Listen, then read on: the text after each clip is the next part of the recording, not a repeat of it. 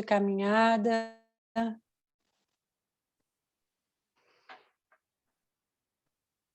Vamos respirar suavemente, buscando nos conectar com toda a egrégora da Casa Lucas de Assis, Tia Aziz, irmãos franciscanos, irmãs Clarissas, com a egrégora encarregada dos estudos da Casa Lucas de Assis. Vamos nos abrir nossos corações e vamos abrir a nossa mente para receber os ensinamentos da noite de hoje, as intuições, os esclarecimentos. E assim, sempre que pudermos, colocar na prática, no nosso dia a dia. Que assim seja. Pai nosso que estais no céu, santificado seja o vosso nome, venha a nós o vosso reino. Seja feita a vossa vontade, assim na terra como no céu. O pão nosso de cada dia nos dai hoje. Perdoai as nossas ofensas, assim como nós perdoamos a quem nos tem ofendido. E não nos deixeis cair em tentação, mas livrai-nos de todo o mal. Ó Pai Todo-Poderoso, que assim seja. Então vamos lá, pessoal, entrando no capítulo 4 do livro Paulo e Estevão, nas estradas de Jope. Estamos na velha Jerusalém, numa clara manhã do ano 35. No interior de sólido edifício, onde tudo transpira conforto e luxo da época, um homem ainda moço parece impaciente, à espera de alguém que se demora. Ao menor rumor da via pública, corre à janela apressado, voltando a sentar-se e a examinar papiros e pergaminhos, como quem se diverte matando o tempo. Chegando à cidade, depois de uma semana de viagem exaustiva, Sadoc aguardava o amigo Saulo para o abraço afetuoso da sua amizade de muitos anos. Dentro, em breve, um carro minúsculo, semelhante às bigas romanas, estacava à porta, tirado por 2 soberbos cavalos brancos. Num minuto, as nossas personagens se abraçaram efusivamente, transbordantes de alegria e juventude. O jovem Saulo apresentava toda a vivacidade de um homem solteiro, bordejando seus 30 anos. Na fisionomia cheia de virilidade e máscula beleza, os traços israelitas fixavam-se particularmente nos olhos profundos e percussientes, próprios dos temperamentos apaixonados e indomáveis, ricos de agudeza e resolução. Trajando a túnica do patriciato, falava de preferência o grego, a que se afeiçoara na cidade natal ao convívio de mestres bem-amados, trabalhados pelas escolas de Atenas e Alexandria. Quando chegaste? Perguntou Sadoc, bem-humorado ao visitante. Estou em Jerusalém desde ontem de manhã. Aliás, estive com tua irmã e teu cunhado, que me deram notícias tuas ao partirem para Lida. E como vais de vida lá por Damasco? Sempre bem. Antes que se fizesse alguma pausa, o outro observou. Mas como estás modificado? Um carro à romana, a conversação em grego e... Saulo, porém, não o deixou prosseguir e rematou. E no coração além, sempre desejoso de submeter Roma e Atenas aos nossos princípios.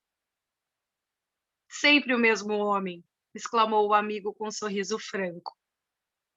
Aliás, posso apresentar um complemento às tuas próprias explicações.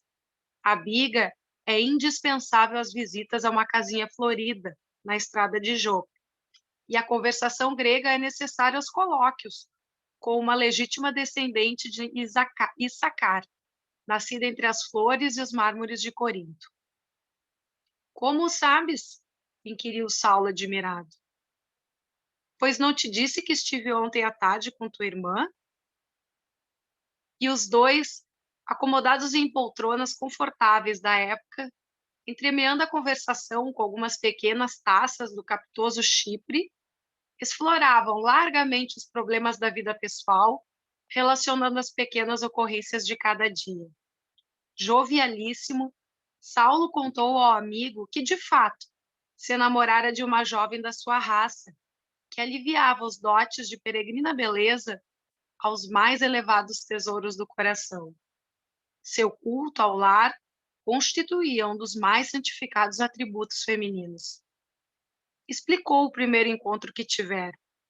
Em companhia de Alexandre e Gamaliel, fora, havia uns 3 meses, a festividade íntima que Zacarias Ben-Arran, adiantado lavrador no caminho de Jope, oferecera a alguns amigos bem colocados em homenagem à circuncisão dos filhinhos de seus servidores. Acrescentou que o anfitrião era antigo comerciante israelita emigrado de Corinto, após longos anos de trabalho na Caia, desgostoso com as perseguições de que fora vítima. Após grandes provações na viagem de Cencreia a Cesareia, Zacarias chegara àquele porto em péssimas condições financeiras, mas foi auxiliado por um patrício romano que lhe facultou recursos para arrendar uma grande propriedade na estrada de Jope, a regular distância de Jerusalém. Acolhido generosamente em sua casa, agora farta e feliz, ali conhecera na jovem Abigail um terno coração de menina, dono dos mais belos predicados morais que pudessem exornar uma filha da sua raça. Era, de fato, o seu ideal de moço. Inteligente, versada na lei e, sobretudo, dócil e carinhosa. Adotada pelo casal como filha muito cara, havia sofrido amargamente em Corinto, ali deixando o pai morto e o irmão escravizado para sempre. Havia 3 meses que se conheciam, permutando-se as mais risonhas esperanças e, quem sabe, talvez o Eterno lhes reservasse a união conjugal, como o coroamento dos sonhos sagrados da juventude. Saulo falava com entusiasmo próprio do seu temperamento apaixonado e vibrátil. No olhar profundo, notava-se-lhe a chama viva dos sentimentos resolutos, com respeito à afeição que lhe dominava a capacidade emotiva. E já comunicaste a teus pais esses projetos? Perguntou Sadoc. Minha irmã pretende ir a Tarso nestes 2 meses e será a intérprete dos meus votos, concernentes à organização do meu futuro. Aliás, sabes, isso não pode nem deve ser um problema de soluções precipitadas. Penso que ao homem não convém entregar, se assim, sem mais nem menos, a uma questão decisiva do seu destino.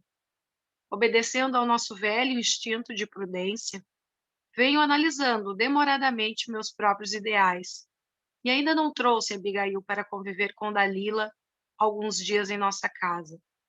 Pretendo fazê-lo tão só nas vésperas da visita de minha irmã ao lar paterno.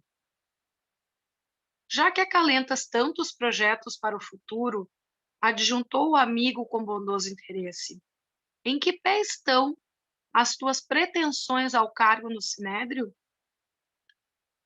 Não posso queixar-me, porquanto o tribunal me confere atualmente atribuições especialíssimas. Sabes que Gamaliel há muito vem instando com meu pai a respeito da minha transferência para Jerusalém, onde me prometem lugar de relevo na administração do nosso povo. Como sabemos, o antigo mestre está idoso e deseja retirar-se da vida pública.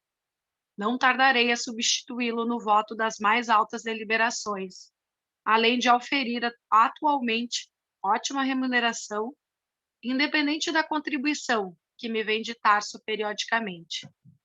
Tenho, acima de tudo, o ideal político de aumentar meu prestígio junto aos rabinos. É preciso não esquecer que Roma é poderosa e que Atenas é sábio, tornando-se indispensável acordar a eterna hegemonia de Jerusalém como o tabernáculo do Deus único. Precisamos, pois, dobrar os joelhos de gregos e romanos ante a lei de Moisés. Sadoc, no entanto, deixando perceber que não prestava muita atenção ao seu idealismo nacionalista, retinha o pensamento na situação particular, advertindo delicadamente: pelo que me dizes, folgo em saber que teu pai vai melhorando progressivamente as condições financeiras, e dizer-se que foi tecelão humilde. Por isso mesmo, talvez, glossou Saulo, ensinou-me a profissão quando menino, para que nunca me esquecesse de que o progresso de um homem depende do seu próprio esforço. Hoje, porém, depois de tantas fadigas no tear, ele descansa com justiça, numa velhice honrada e sem cuidados junto de minha mãe. Suas caravanas e camelos percorrem toda a Cilícia. Os transportes lhe garantem um desenvolvimento de renda cada vez maior. A palestra continuou animada e, em dado instante, o moço de Tarso inquiriu o amigo sobre os motivos que o traziam a Jerusalém. Vim certificar-me da cura de meu tio Filodemos, que ficou corado da velha cegueira mediante processos misteriosos. E como se trouxesse o cérebro onusto de interrogações de toda sorte, para as quais não encontrava resposta nos próprios conhecimentos, acentuou: já ouviste falar nos homens do caminho? Ah, Andrônico falou-me a respeito deles há muito tempo. Não se trata de uns pobres galileus maltrapilhos e ignorantes que se refugiam nos bairros desprezíveis? Isso, justamente. E contou que um homem chamado Estevão, portador de virtudes sobrenaturais, no dizer do povo, havia devolvido a vista ao tio, com um assombro geral de muita gente. Como é isso? Disse Saulo admirado. Como pôde Filodemos submeter-se a experiências tão sórdidas? Acaso não terá compreendido que o fato pode radicar nas artimanhas dos inimigos de Deus? Várias vezes, desde que Andrônico me referiu o assunto pela primeira vez, tenho ouvido comentários a respeito desses homens. E cheguei mesmo a trocar ideias com Gamaliel no intuito de reprimir essas atividades perniciosas. Entretanto, o mestre, com a tolerância que o caracteriza, me fez ver que essa gente vem auxiliando a numerosas pessoas sem recursos. Sim, atalhou o outro, mas ouço dizer que as pregações de Estevão estão arrebanhando muitos estudiosos a novos princípios que, de algum modo, infirmam a lei de Moisés. Todavia, não foi o carpinteiro galileu, obscuro, sem cultura, que originou tal movimento? Que poderíamos esperar da Galileia? Porventura terá produzido outra coisa além de legumes e peixes? E contudo o carpinteiro, martirizado, tornou-se um ídolo para os sequazes. Procurando desfazer as impressões do meu tio, chamando-o à razão e com a energia necessária, fui levado a visitar ontem as obras de caridade dirigidas por um tal Simão Pedro. É uma instituição estranha e que não deixa de ser extraordinária. Crianças desamparadas que encontram carinho, leprosos que recobram a saúde, velhos enfermos e desprotegidos da sorte que exultam de conforto. Mas os doentes? Onde ficam os doentes? Interrogou Saulo assombrado.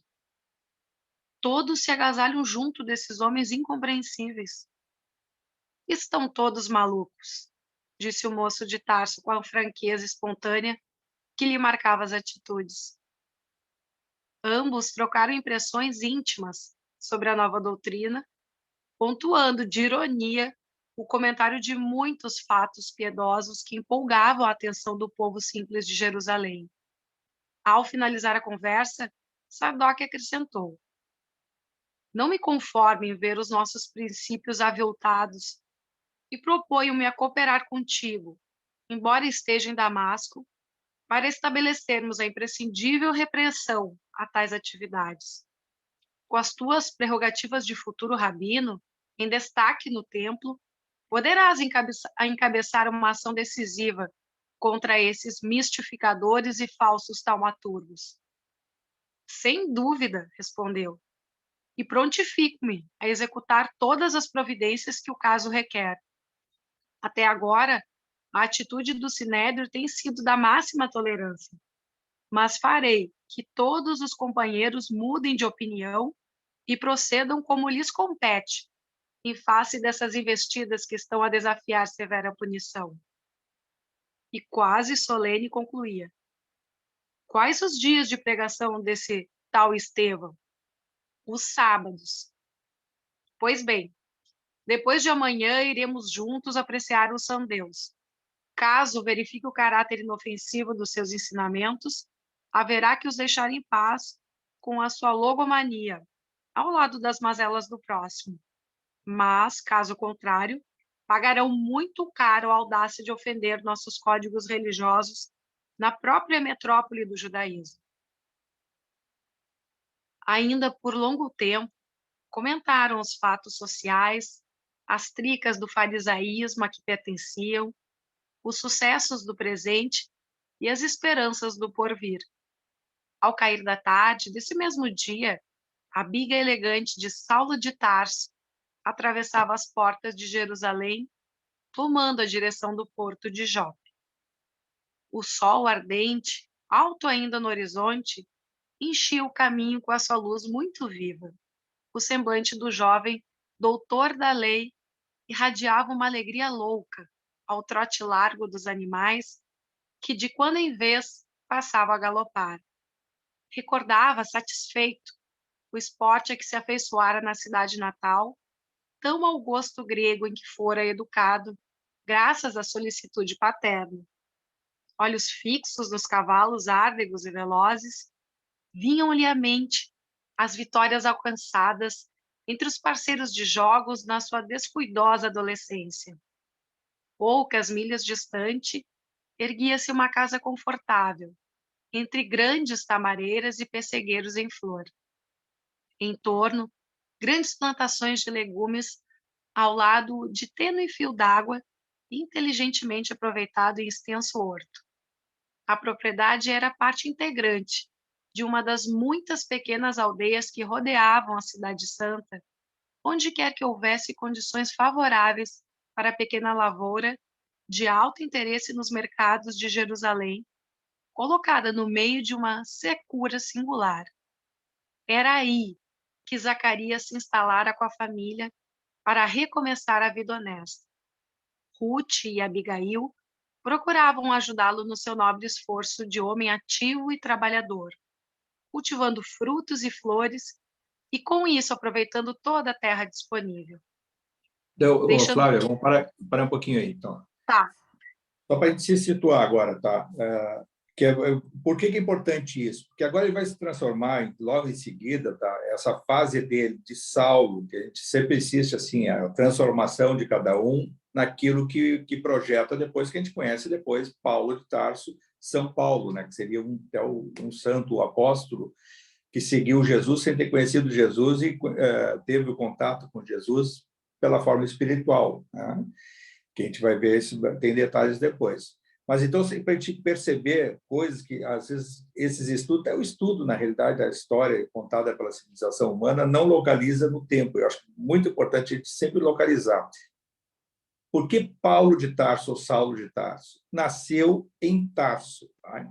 Tarso, na realidade, hoje é uma cidade da Turquia, tá? Lá na Turquia, e que, naquela época, era uma localidade, toda aquela região, era pertencente ao Império Romano. Tá? E aí, por isso que a gente tem que entender uma outra projeção, por que lá adiante, que a gente vai estudar lá adiante, a questão do Paulo em Roma e perante muitas vezes aos julgamentos que ele sofreu, ele se beneficiou do fato de ser um cidadão romano. Por quê? Porque nasceu em Tarso, que era uma cidade tomada pelo Império Romano. Então, ele tinha o título de cidadão romano também. Era de uma família judaica e por ser uma família judaica de tradições judaicas, tá? Ele tinha aspirações, ele, na realidade, era um intelectual, teve uma boa educação, era inteligente, bem apessoado, era uma pessoa diferenciada para a época, muito diferenciado, né? E essa bagagem toda dele projetando também ao estudo que a gente faz da situação individual de cada um de nós, ele era um orgulhoso, tá? Orgulho do seu conhecimento, tinha aspiração política, muita aspiração, um homem que tinha a ambição do poder. Ele, quando retorna para Jerusalém, no contato com o Sinédrio, o que é o Sinédrio? É a localidade seria o santuário, tá, do judaísmo, que julga todas as questões do judaísmo perante a sociedade. Então, o Império Romano, naquela época, para Jerusalém, toda aquela região da Palestina, dava a concessão aos judeus de assuntos inerentes ao seu credo, à sua religião, tivesse autonomia, né, com determinados regramentos. Então, o Império Romano mandava sobre a questão dos impostos, das questões de determinação estatal, o Estado romano tinha o gerenciamento assim global sobre a região, mas, na essência religiosa, nos costumes, respeitava a localidade. E esse respeito era fiscalizado pelos rabinos, pelos seguidores da hierarquia do judaísmo. E esses tribunais, essas instituições lideradas por rabinos tinham seus julgamentos, que a gente conhece até da época de Cristo, né? Quem é que julgou? Foi o próprio Sinédrio, e foi lá no Sinédrio que Jesus foi julgado e foi levado, e ainda foi dada a alternativa de ser trocado por ladrões, e nem trocaram por ladrões, e o próprio povo que o julgou, né? E assim foi, nós vamos assistir mais adiante, essa convergência que leva à condenação mais adiante do Estevão, que era o Gesiel, né? Irmão da Abigail, que era, e a gente vai ver, essa paixão de Paulo. E aí depois nós vamos ver, essa história também não cabe aqui ficar antecipando, mas de pegar a mensagem, por exemplo. Então, Saulo, até então, um homem com muita bagagem intelectual, com todos os predicados necessários a uma pessoa que tinha a admiração da sociedade da época, e que se defronta lá com a notícia de que os seguidores do caminho, que são aqueles que praticavam a caridade, tá? Em nome de um Galileu, que era Jesus, e que praticavam a cura, e que com todos aquele sofrimento daquele povo, conseguiam, na sua simplicidade, promover a cura, de levar a satisfação, com muito amor, quer dizer, um sentimento, uma energia que até então não conheciam, né? Porque não era costume da época praticar o ato de religação, de religar-se a Deus, ao Deus único, que os judeus nós devemos ao judaísmo, a crença no Deus único. Então, esse Deus único, né, que não podia ter uma energia diferente, contrariando a lei de Moisés. Mal sabe que a lei de Moisés era o quê? A inspiração do próprio Jesus no plano espiritual, mediunicamente passando para Moisés, mas ele mesmo vem e traz aquele algo a mais, que é o envolvimento pelo amor, né? do sentimento de caridade, mas nós vamos ver que quem é que exemplificou mais isso na prática foi o próprio Paulo, mas aí serve para mais adiante. E então essa questão comparativa é fundamental para a gente compreender de uma vez por todas, porque talvez a gente não tenha mais contato sobre essa obra dessa forma, nessa encarnação ainda, né? Talvez a gente vá rever isso aí lá no plano espiritual, provavelmente. Mas é fundamental compreender a transformação que vai se dar a partir desse capítulo aqui do Saulo para mais adiante, praticando os excessos do orgulho, né? da ambição do poder, da usura da faculdade que tinha com autoridade, né, estatal, e secundada por outros poderes que a época lhe deu, através do Gamaliel, que era já um ancião que ia passar o poder para ele, e que o próprio Gamaliel, em algum momento, vai dizer depois que se esse homem que era acusado de afrontar as leis de Moisés, Se é de Deus, ele faz depois um comparativo, que se é de Deus, vai acontecer tal coisa. Se não é de Deus, não acontece. É um enigma que ele deixa na cabeça do Paulo, e o Paulo até não segue naquele momento, mas vai compreender mais adiante.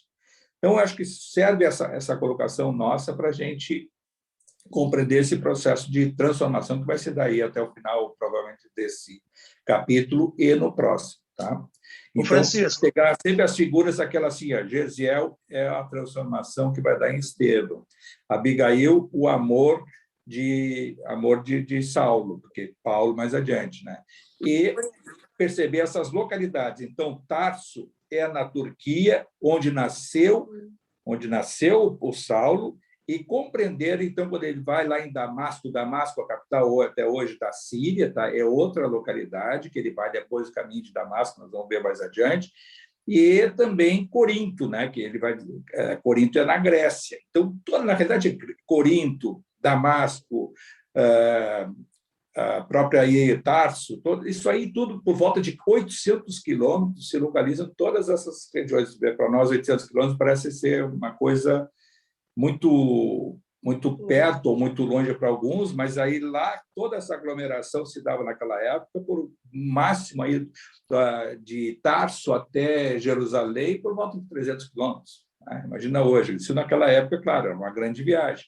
Então, tudo isso é bem localizado, muito próximo para a nossa dimensão de hoje, mas naquela época era essa eternidade. Mas tudo se deu dessa forma, é importante a gente localizar como se deu e por quê. Né? Então, localizar Tarso, Damasco, e essas outras localidades, aí, como Corinto e outras mais. O que eu queria falar? O Kiko? Ô Francisco, como é parecido, né, a sociedade de 2000 anos atrás com a sociedade atual, em algumas, claro, com grandes diferenças, mas assim a disposição, né, dos discursos da alta sociedade para a classe média, para as pessoas que têm menos poder, né, de tomar os bens, de criar os impostos, como existe ainda essa essência.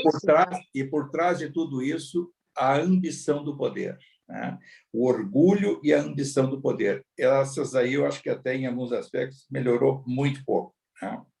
As pessoas são ambiciosas, elas, custe o que custar, ambicionam o poder. E, através dessa luta, da busca do poder, pisam onde e contra quem quer que seja, e muitas vezes até sobre os valores do campo moral. Claro que naquela época, de uma forma até, querendo ou não, 2000 anos atrás, é lógico que a civilização humana evoluiu bem mais, tanto é que esses personagens daquela época, de pegar espiritualmente, muitos hoje já se sublimaram, e outros estão num caminho de ascensão espiritual. Por isso que a gente, quando projeta os nossos 2000 anos para trás, onde é que nós estávamos naquela época? Nós não estávamos ali do lado do Estevão, não, aplaudindo. Provavelmente ele estava...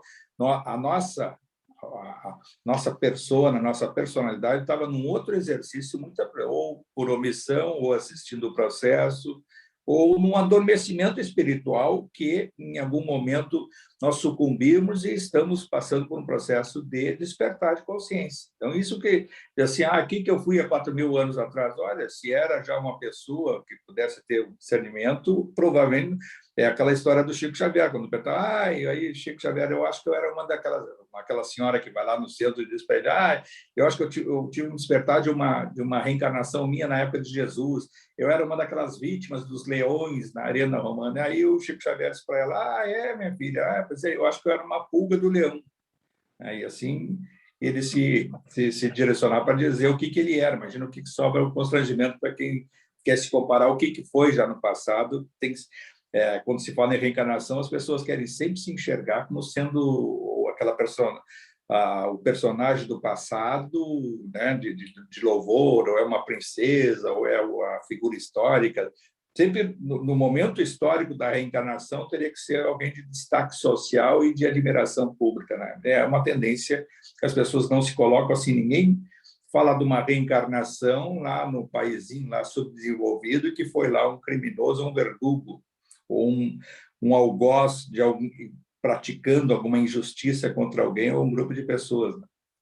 Essa às vezes, uma falta de reflexão que cada um de nós não tem de perceber isso.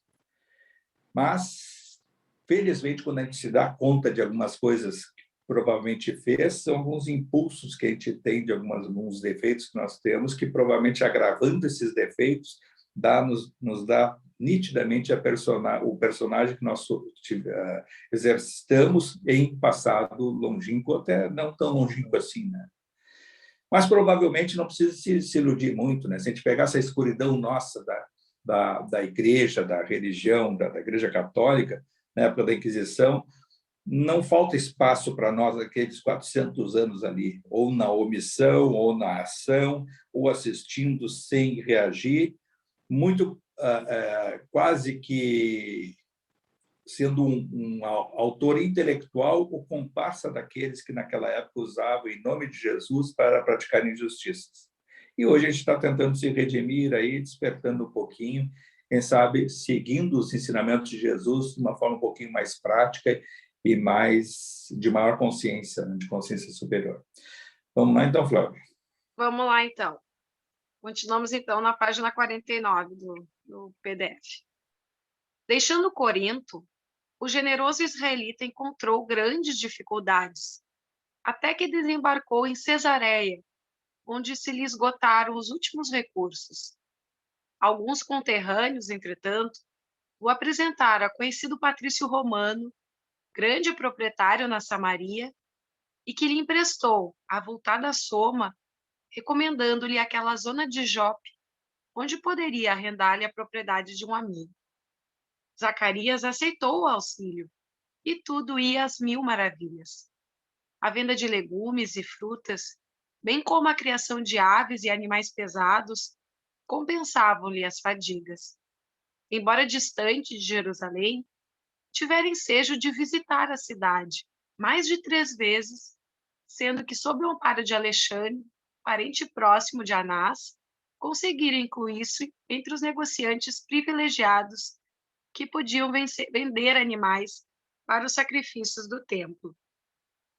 Auxiliado por amigos influentes do estofo de Gamaliel e de Saulo de Tarso, que se emancipara da condição de discípulo para graduar-se em autoridade competente no mais alto tribunal da raça, pudera resgatar grande parte de suas dívidas, caminhando vertiginosamente para uma bela posição de independência financeira no país natal. Ruth regozijava-se com a vitória do marido, secundada por Abigail, em quem encontrara a dedicada afeição de verdadeira filha. A irmã de Gesiel parecia haver refundido a delicadeza dos traços femininos na forja do sofrimento experimentados. A gracilidade do semblante e o negrume dos olhos haviam se irmanado a um véu de formosa tristeza que a envolvera toda, a partir daqueles dias trágicos e lúgubres passados em Corinto. Quanto desejava uma notícia, ainda que ligeira e banal, do irmão que o destino havia convertido em escravo de verdugos cruéis. Para isso, desde os primeiros tempos, Zacarias não poupara expedientes nem esforços, incumbindo a um fiel amigo da Acaia de promover diligências em tal sentido, apenas fora informado de que Gesiel havia sido levado quase a ferros para bordo de um navio mercante que se destinava a Nicópolis. Nada mais. Abigail instara novamente.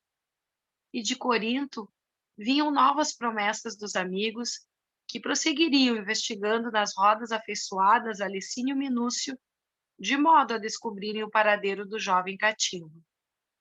Nesse dia, a moça recordava profundamente a figura do irmão querido, as suas advertências e conselhos tão carinhosos sempre.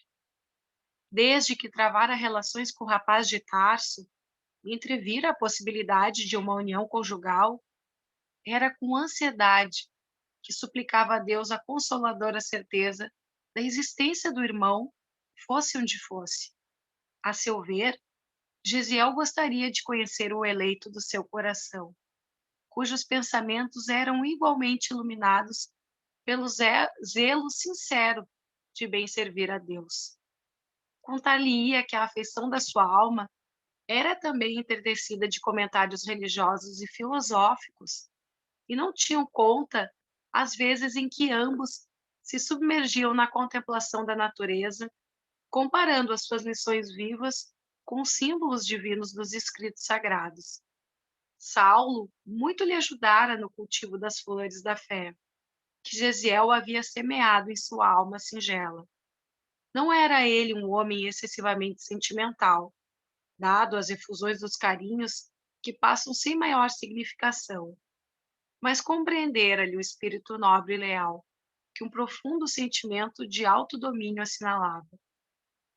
Abigail estava certa de entender-lhe as aspirações mais íntimas, nos sonhos grandiosos que lhe empolgavam a mocidade. Sublime atração, essa que a impelia para o jovem sábio, voluntarioso e sincero. Às vezes, parecia-lhe áspero e enérgico em demasia. Suas concepções da lei não admitiam meios termos. Sabia ordenar e desagradava-lhe qualquer expressão de desobediência a seus propósitos. Aqueles meses de convívio, quase diário, davam-lhe a conhecer o seu temperamento indômito e inquieto, a par de um coração eminentemente generoso, onde uma fonte de ignorada ternura se retraía em abismais profundezas. Mergulhada em cismas, num gracioso banco de pedra junto dos pessegueiros em festa primaveril, viu que o carro de Saulo se aproximava ao trote largo dos animais. Zacarias o recebeu à distância, e juntos, em conversação animada, demandaram o interior para onde a jovem se dirigiu. A palestra estabeleceu-se no tom de cordialidade, que se repetia várias vezes na semana, e, como de costume, os dois jovens, no deslumbramento da paisagem crepuscular, quase de mãos dadas como dois prometidos, desceram ao pomar, cuja relva se constituía de espaçosos canteiros de flores orientais. O mar estendia-se à distância de muitas milhas, mas o ar fresco da tarde dava a impressão dos ventos suaves que sopram do litoral. Saulo e Abigail falaram a princípio das banalidades de cada dia.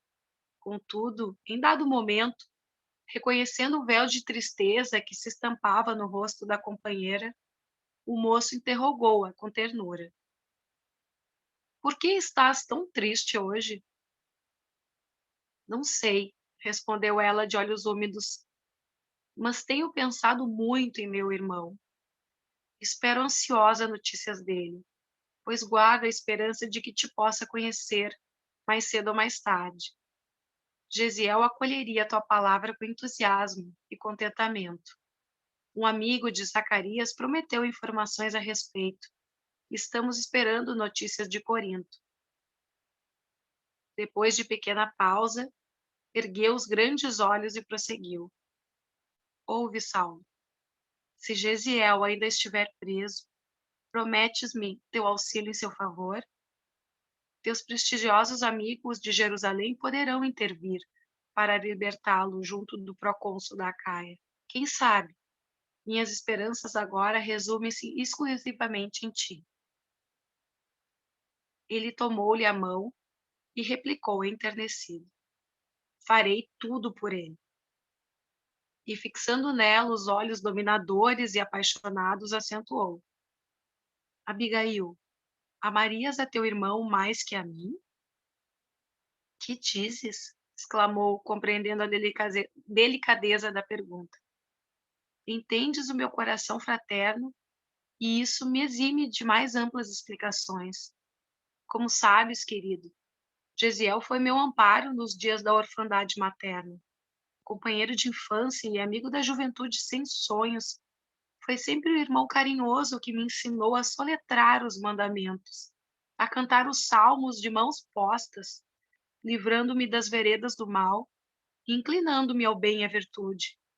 Tudo o que encontraste em mim constitui dádiva da sua generosa assistência de irmão desvelado. Saulo observou-lhe o olhar úmido de pranto e considerou com bondade. não chores. Compreendo as tuas sagradas razões afetivas. Se necessário, irei ao fim do mundo descobrir Gesiel, caso ainda esteja vivo. Levarei cartas de Jerusalém à corte provincial de Corinto. Farei tudo. Tranquiliza-te, pois. Pelos teus informes, presumo nele um santo. Mas falemos de outras coisas. Há problemas imediatos a resolver. E nossos projetos, Abigail? Deus há de abençoar-nos, murmurou a jovem comovida. Ontem, Dalila e o esposo foram a Lida, em visita a alguns parentes nossos. Entretanto, ficou tudo combinado para que estejas conosco em Jerusalém, daqui a 2 meses. Antes que minha irmã empreenda a próxima viagem a Tarso, quero que ela te conheça mais intimamente, a fim de que exponha com franqueza a meus pais o nosso projeto de casamento. Teu convite me sensibiliza sobremaneira, mas nada de restrições nem timidez. Viremos buscar-te. Combinarei todas as providências indispensáveis com Ruth e Zacarias, e quanto ao necessário para que te apresentes numa cidade grande, não permitirei que façam aqui despesa alguma.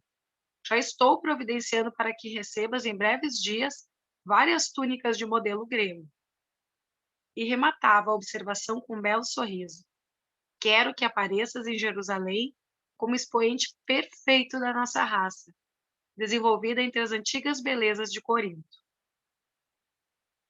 A moça fez um gesto tímido, demonstrando íntimo contentamento. Mais alguns passos e sentaram-se sob velhos pessegueiros floridos, respirando a longos haustos as virações suaves que perfumavam o ambiente. A terra cultivada e colorida de rosas de todos os matizes exalava delicioso aroma. O fim do crepúsculo está sempre cheio de sons que passam apressados, como se a alma das coisas estivesse igualmente ansiosa pelo silêncio, amigo do grande repouso. Eram árvores frondosas que se velavam nas sombras, derradeiros passarinhos errantes que voejavam céleres, e as brisas cariciosas que chegavam de longe, agitando as grandes ramarias e acentuando os doces murmúrios do vento. Saulo, inebriável de indefinível alegria, contemplou as primeiras estrelas que sorriam no céu, recamado de luz. A natureza é sempre o espelho fiel das emoções mais íntimas, e aquelas vagas de perfume que as virações traziam de longe encontravam eco de misterioso júbilo no seu coração. Abigail, disse, retendo-lhe a mãozinha entre as suas. A natureza canta sempre com as almas esperançosas e crentes. Com que ansiedade esperei-te no caminho da vida. Meu pai falou-me do lar e das suas doçuras, e eu aguardava a mulher que me compreendesse inteiramente. Deus é bom, replicou ela com enlevo, e somente agora reconheço que depois de tantos sofrimentos, ele me reservava na sua misericórdia infinita o tesouro maior da minha vida, o teu amor, na terra de meus pais. Teu afeto, Saulo, concentra todos os meus ideais. O céu nos fará felizes. Todas as manhãs, quando estivermos casados, pedirei em preces fervorosas aos anjos de Deus que me ensinem a tecer a rede das tuas alegrias. À noite, quando a bênção do repouso envolver o mundo, dar-te-ei um carinho sempre novo do meu afeto. Tomarei tua cabeça atormentada pelos problemas da vida e ungirei tua fronte com a carícia de minhas mãos. Viverei com Deus e contigo somente. Ser-te-ei fiel por toda a vida e amarei os prósperos sofrimentos que acaso o mundo possa acarretar-me, por amor à tua vida e ao teu nome. Saulo apertou-lhe as mãos com mais enlevo, redarguindo, deslumbrado. Dar-te-ei por minha vez meu coração dedicado e sincero. Abigail, meu espírito estava possuído somente do amor à lei e a meus pais. Minha mocidade tem sido muito inquieta, mas pura. Não te oferecerei uma flor sem perfume. Desde os primeiros dias da juventude, Conheci companheiros que me incitaram a lhe seguir os passos incertos na embriaguez dos sentidos, precursora da morte de nossas preocupações mais nobres neste mundo.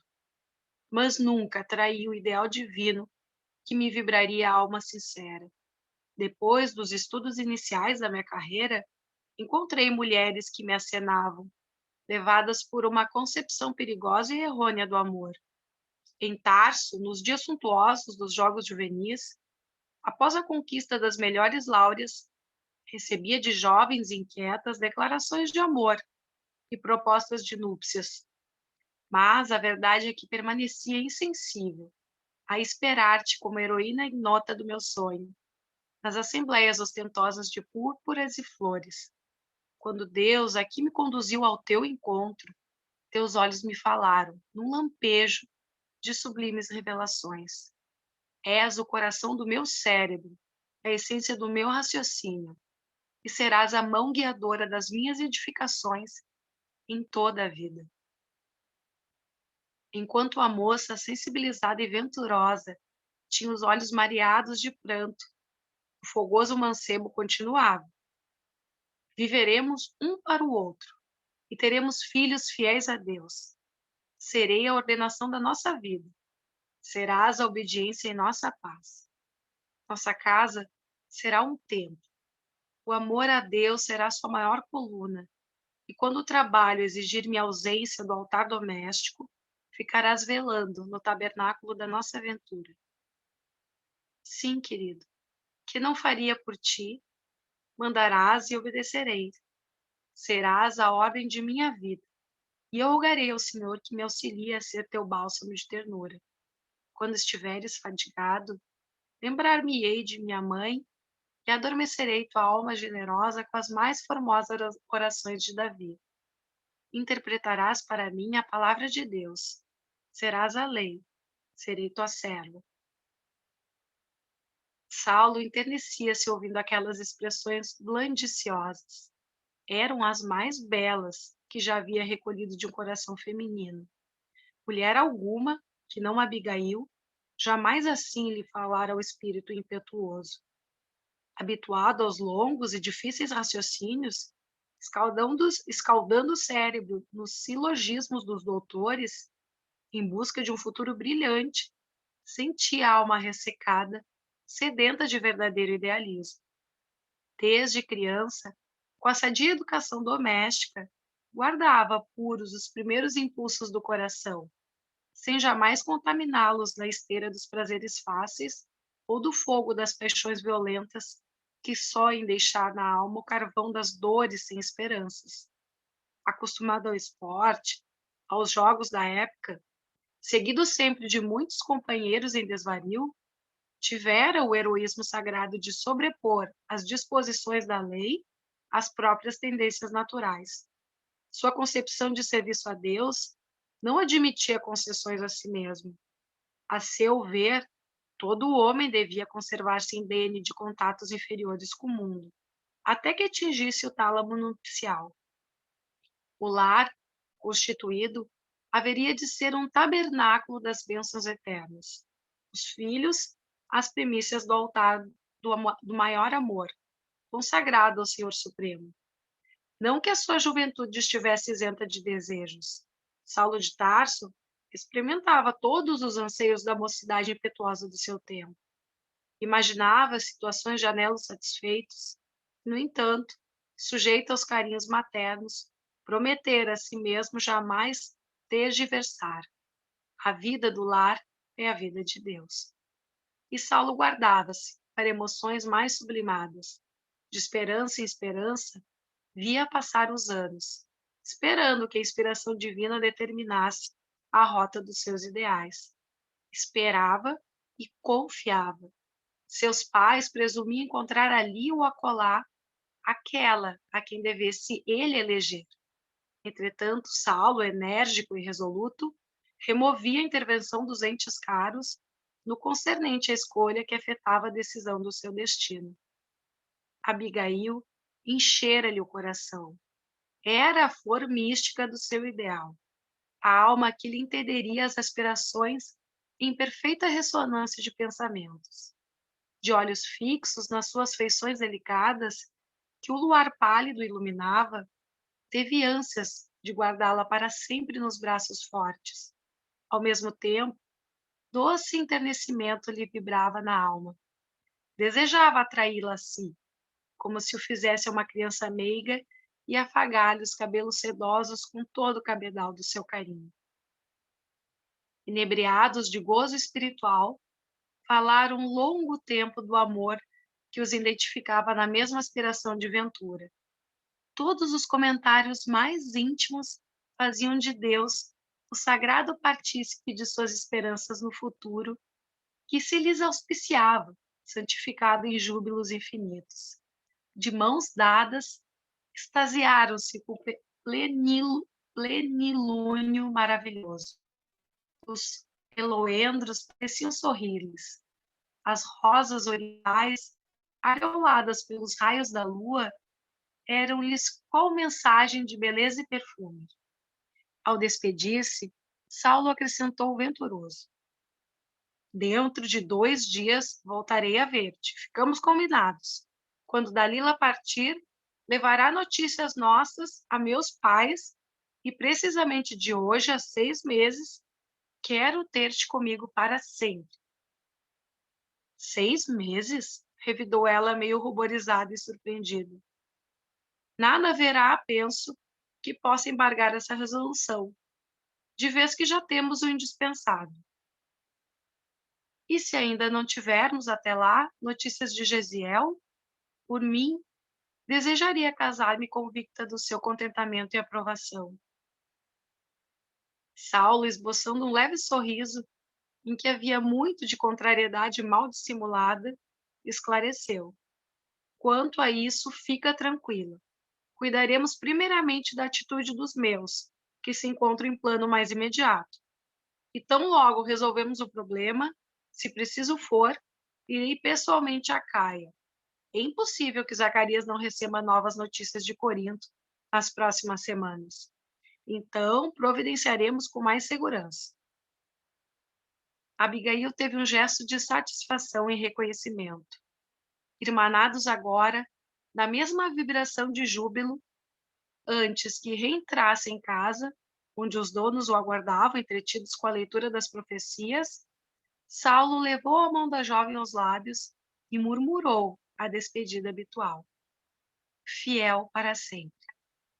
Daí a minutos, depois de ligeira palestra com os amigos, ouvia-se o trotear dos animais estrada em fora, de regresso a Jerusalém. O carro minúsculo rodava celeramente ao luar, sob uma nuvem de pó. Final de capítulo. Bom, então, só para a gente se localizar mais uma vez, olha o que ele diz ali, ao final de 6 meses, vamos nos casar. Tá? Passam-se 6 meses, ela fica lá e ele retorna, e aí é que ele, com o propósito dele individual, que nada a ver com a Abigail, vai fazer a justiça da lei, que ele acha que tem que ser cumprida rigorosamente, e vai afrontar aqueles seguidores do caminho. Dentre eles, o Estevão, que é o Gesiel. Né? Então, a gente vai ver depois o desfecho.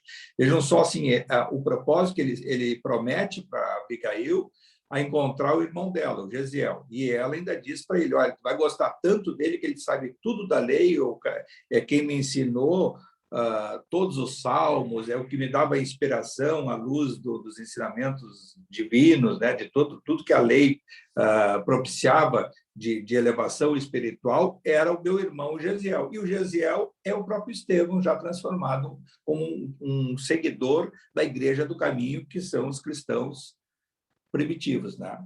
Então, isso é só a questão de localização histórica. Agora, trazendo sempre aquela mensagem para nós. Olha o que o Tarso, o Paulo, esse Saulo, até então, com bagagem intelectual, como um rabino, como um seguidor do judaísmo, né, com toda aquela benemerência que ele tinha, né, e admiração social e de relevo no Sinédrio, ele tem o propósito de seguir o judaísmo, ser um futuro rabino, assumir o Sinédrio nas funções do Gamaliel, com os propósitos do seu orgulho, e aí está a porta aberta que as trevas, sabendo do projeto da luz, de quem seria o Saulo encarnado, que teria um grande propósito, porque tudo isso no plano espiritual, a missão de cada um, a estrada que está aberta, que quem vai conduzir, vai dar o caminho, é o livre-arbítrio de cada um, isso não pode ter interferência do mundo da luz e nem das trevas. Nós abrimos as portas aí, psíquicas para a interferência espiritual. Ele, através do seu orgulho até então, a ambição de poder, abriu as portas para as trevas para agirem neste momento, e acabam conseguindo agir, né, de perseguição aos seguidores de Jesus, né, de perseguição com o seu poder que ele tinha de persuasão no Sinédrio e na sociedade de então, né, naquela época, para perseguir os cristãos e, inclusive, o Gesiel, que era o Estevão. E consegue intuitivamente dar até esses prazos para ele: ó, deixa aqui a Abigail, se ela fosse junto com ele, ela ia identificar o Estevão, né? E ela não vai com ele. Ele que vai lá patrocinar aquela perseguição ao próprio Estevão, que é a essência dessa história toda. Mas vejam assim, da essência de toda essa história bonita e maravilhosa que é, e que sempre te repete, a invocação espiritual de interferência, quando a gente fala assim, ai, as trevas, ai, a luz, a essência somos nós. A luz está ao nosso dispor, o pensamento perfeito, Deus está ao nosso dispor. O pensamento vingativo, deletério, de agentes lá de baixo, também estão ao nosso dispor, conforme o nosso chamamento. Eles não vêm interferir na nossa vida, eles têm o propósito de interferir, mas a janela quem abre somos nós. E ele abriu pelo orgulho, pela ambição de poder e pelo propósito que ele estava tinha uma combinação interior dele de que ele assim, eu quero o poder. E ele mais adiante vai se transformar quando ele renuncia a todas essas coisas e cai aí sobre a sua transformação que vai se dar nos próximos capítulos. Então, essa é a grande mensagem para nós de reflexão, né? Então, sempre a nossa porta diz assim, aconteceu a interferência das trevas, aconteceu isso, aquilo. Não, eu saí da sintonia com o perfeito, abri a porta para uma interferência espiritual, psíquica, que produz energias deletérias que nos levam para baixo e muitas vezes desvirtuam o nosso propósito maior. A gente tem, às vezes, o propósito, mas não dá energia para aquilo ali. Não há uma vontade que nós colocamos de forma determinada. O que é isso? Fé. De forma determinada a ter um propósito e dar energia para aquilo ali. Muita vontade, ação, meta. Eu quero, eu vou, eu tenho consciência. Isso é fé. Acho, então, chegado a esse momento de conclusão, a gente vai dar seguimento na semana que vem para essa história aí que nos leva a muita reflexão e também, em momentos como esse de finalização, nos resta sempre a multiplicar nossa gratidão alta, agradecer efusivamente ao plano espiritual superior, a sempre essa oportunidade que nos dá de refletir, de buscar todo esse conhecimento teórico, essa reflexão necessária a cada um de nós e que, felizmente, de uma forma conjunta, a gente consegue discutir, analisar, mentalizar e procurar inserir no nosso dia a dia, agregar ao nosso cabedal de conhecimentos, procurando sempre ser, cada vez mais, uma pessoa um pouquinho melhor. Pai nosso que estais no céu, santificado seja o vosso nome, venha a nós o vosso reino, seja feita a vossa vontade, assim na terra como no céu. O pão nosso de cada dia que nos dai hoje. Perdoai as nossas ofensas, assim como nós perdoamos a quem nos tem ofendido. E não os deixeis cair em tentações, mas livrai-me de todo o mal, Senhor. E que assim seja. Pessoal, então,